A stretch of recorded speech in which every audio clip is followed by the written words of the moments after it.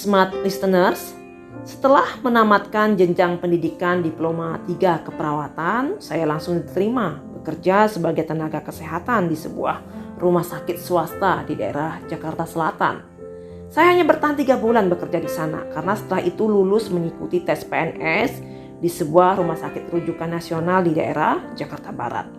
Sejak tinggal di ibu kota, saya hidup terpisah dengan kedua orang tua yang bermukim di kota Jambi. Begitu pula saat Sang Maha Kuasa menakdirkan saya untuk menikahi seorang pria berasal dari Banjarmasin dan mengikutinya tinggal di Kalimantan. Maka orbit saya pun semakin menjauh. Dan hingga kini tak terasa 23 tahun saya telah hidup berpisah tempat dengan kedua orang tua yang saya cintai. Jauh dari orang tua bukan berarti melepaskan kesempatan untuk berbakti. Orang tua saya berpesan agar selalu rutin pulang ke kampung halaman. Sehingga saya dan suami beserta ketiga anak saya hampir setiap tahun mengikuti tradisi pulang kampung di saat lebaran.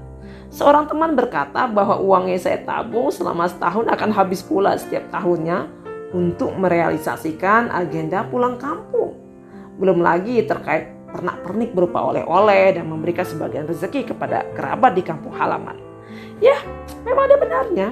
Karena jarak antara Pulau Kalimantan dan Sumatera memerlukan 2 kali penerbangan pesawat. Dan kita tentu sangat paham harga tiket akan melonjak tajam saat cuti bersama di masa lebaran. Tetapi ternyata hitungan manusia tidak sama dengan hitungan sang pemilik rezeki. Walaupun setiap tahun saya harus mengeluarkan sejumlah uang yang cukup besar untuk agenda pulkam, tetapi rezeki kami selalu cukup. Dan Allah pun menjaga kami dari kebiasaan berhutang. Urusan berbakti dengan orang tua merupakan perkara wajib bagi setiap anak. Karena itulah tak peduli dimanapun dan kapanpun, kewajiban itu akan terus melekat. Sehingga dengan segala keterbatasan, saya berusaha mewujudkan kewajiban tersebut dengan rutin menelpon orang tua.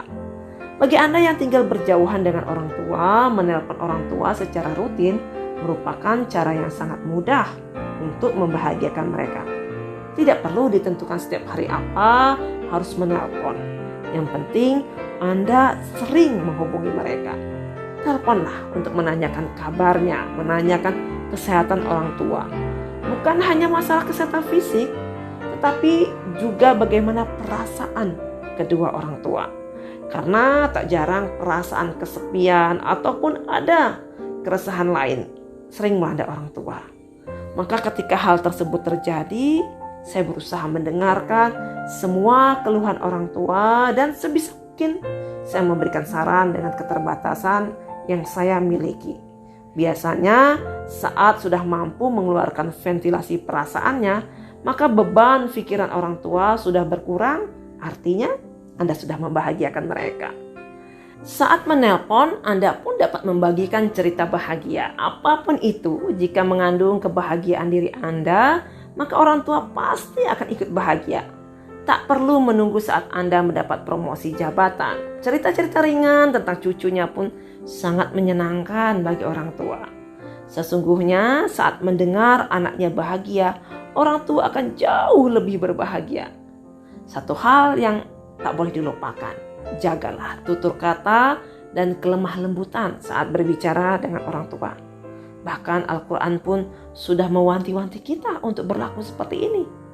Seperti diketahui saat orang tua telah menua, mereka menjadi lebih sensitif.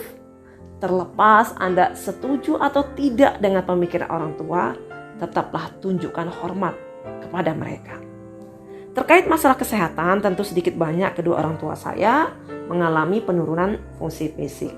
Sehingga cara saya menyayangi mereka dengan memastikan kecukupan obat dan vitamin yang mereka butuhkan untuk menjaga kesehatannya. Walaupun kedua orang tua saya adalah pensiunan PNS, setiap bulan saya tetap menyisihkan paling sedikit 10-15% dari penghasilan saya untuk memenuhi kebutuhan kedua orang tua saya. Begitu pula ketika mereka memiliki hajat tertentu yang mengharuskan mengeluarkan uang. saya pun berusaha untuk membantu sebisanya.